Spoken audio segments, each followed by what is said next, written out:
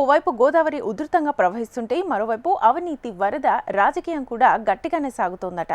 స్థానిక జనసేన ఎమ్మెల్యేపై వచ్చిన అక్రమ సంపాదన ఆరోపణలపై ఆ పార్టీ నేతలు లోలోపలే పోస్టుమార్టం పూర్తి చేశారట. చివరికి అది కొందరు రాజకీయ నిరుద్యోగుల కుట్ర అనే తీర్మానానికి వచ్చారట. పని కట్టుకుని అవినీతి ఆరోపణలు చేస్తున్న నేతలకు గత ఏడాదిన్నర కాలంలో నియోజకవర్గంలో జరిగిన అభివృద్ధి కనపడటం లేదా అని ప్రశ్నిస్తున్నారట జన సైనికులు. ఇంతకు పోలవరంలో ఏం జరుగుతోంది? ఎమ్మెల్యేపై వచ్చిన 100 కోట్ల ధనార్జన ఆడియోలో నిజమెంత? దీని వెనకాల ఉన్నది ఎవరు? గోదావరి వరదను మించిన రాజకీయం పోలవరం నియోజకవర్గంలో వాడీవేడీగా సాగుతోందట. స్థానిక శాసనసభ్యులు అవినీతికి పాల్పడుతున్నారంటూ కూటమిలోని కొందరు ముఖ్య నేతల ఫోన్ సంభాషణ వైరల్గా మారటమే ఇందుకు కారణం. అయితే ఈ ఆరోపణలపై ఉన్న నిజానిజాలను జనసేన నేతలు నిర్ధారణ చేసుకున్నారట. ఎమ్మెల్యే ఎదుగుదలను ఓర్వలేక చేసిన ఆరోపణలుగా నిర్ధారణకు వచ్చారట. దీనిని ఇంతటితో వదిలేయకుండా ఏదో ఒక సందర్భంలో అదే రీతిలో సదరు నేతలకు సమాధానం చెప్పాలని జన సైనికులు వేచి చూస్తున్నారట. తాజా పరిణామాలతో పోలవరం ఎమ్మెల్యే బాలరాజు తీరు రాష్ట్ర వ్యాప్తంగా చర్చనీయాంశంగా మారింది. ఓ సామాన్య కుటుంబంలో పుట్టిన బాలరాజు విద్యార్థి దశ నుంచే ప్రజా పోరాటాలు చేస్తూ కాంగ్రెస్ పార్టీలో ప్రత్యక్ష రాజకీయ ప్రయాణాన్ని ప్రారంభించారు. వైఎస్ మరణానంతరం వైసీపీలో క్రియాశీలకంగా పనిచేశారు. ఆ పార్టీలో సముచిత స్థానం దక్కలేదన్న కారణంతో 2019కి ముందు వైసీపీకి రాజీనామా చేసి జనసేన వైపు అడుగులు వేశారు.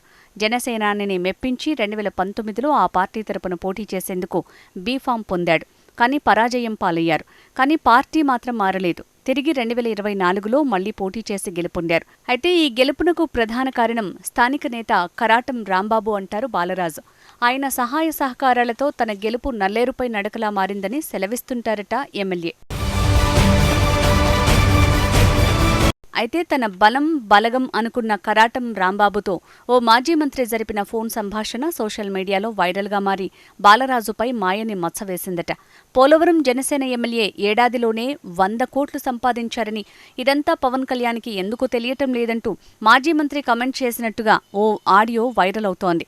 తన రాజకీయ జీవితంలో మొదటిసారి వచ్చిన అవినీతి ఆరోపణలతో ఉక్కిరిబిక్కిరయ్యారట పోలవరం ఎమ్మెల్యే. వైరల్గా మారిన ఆ ఆడియో సంభాషణపై వాస్తవాలను వెలికితీసేందుకు జనసేన అధినాయకత్వం సైతం అంతర్గతంగా పోస్టుమార్టం ప్రారంభించిందట.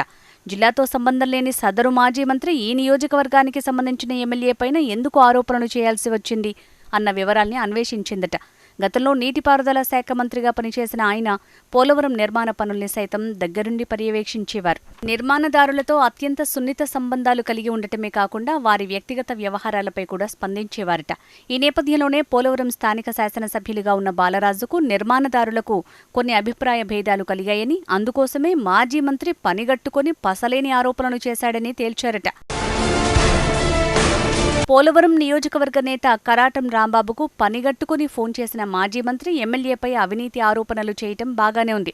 కానీ ఏడాదిన్నర కాలంలో బలహీన వర్గానికి చెందిన ఓ వ్యక్తి చేసిన అభివృద్ధి గురించి ఎందుకు ప్రస్తావించలేదని ప్రశ్నిస్తున్నారట జన సైనికులు.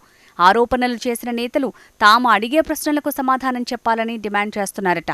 పోలవరం నిర్వాసితులకు అందాల్సిన పరిహారం, పోలవరం ప్రాజెక్టు నిర్మాణంలో జరిగే ప్రతి చిన్న విషయాన్ని ముఖ్యమంత్రి చంద్రబాబు చెవిలో వేస్తూ సన్నిహితంగా ఉండటం, గిరిజనుల అభివృద్ధి కోసం ఏర్పడిన ఐటీడీఏలో పెత్తందారులను పక్కనబెట్టడం వల్లే ఇలాంటి ఆరోపణలు చేశారా అని సదరు నేతలను నిలదీస్తున్నారట.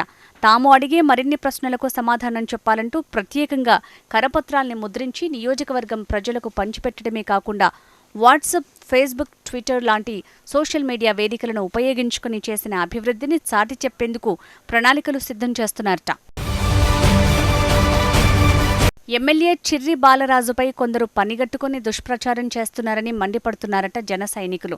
ఆధారాలు లేని ఆరోపణలతో ఆత్మస్థైర్యం దెబ్బతీసే ప్రయత్నాలు చేస్తున్నారంటూ మండిపడుతున్నారు. కొంతమంది పెత్తందారుల కనుసైగల్లో ఉండటం బాలరాజుకు కత్తిమీద సాములా మారిందని ఆయన సన్నిహితుల వాదన.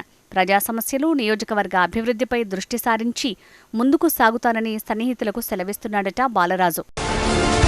పోలవరం రాజకీయం ముదిరి పాకాన పడకముందే అప్రమత్తమయ్యారు కూటమి అధినేతలు. పరిస్థితులను చక్కదిద్దేందుకు చర్యలు తీసుకుంటున్నారట. అయితే తమ నేతపై చేసిన ఆధారాలు లేని ఆరోపణలకు సమాధానం చెప్పి తీరాల్సిందేనని, అభివృద్ధి గురించి ప్రస్తావించాల్సిందేనని పట్టుబడుతున్నారట బాలరాజు సన్నిహితులు, జన సైనికులు. ఏదేమైనప్పటికీ ప్రస్తుతం పోలవరం నియోజకవర్గంలో పొలిటికల్ హీట్ నివురుగప్పిన నిప్పులా మారింది. మరి దీనిని కూటమి నేతలు ఎలా ఆర్పుతారోనని అందరూ ఆసక్తిగా గమనిస్తున్నారు.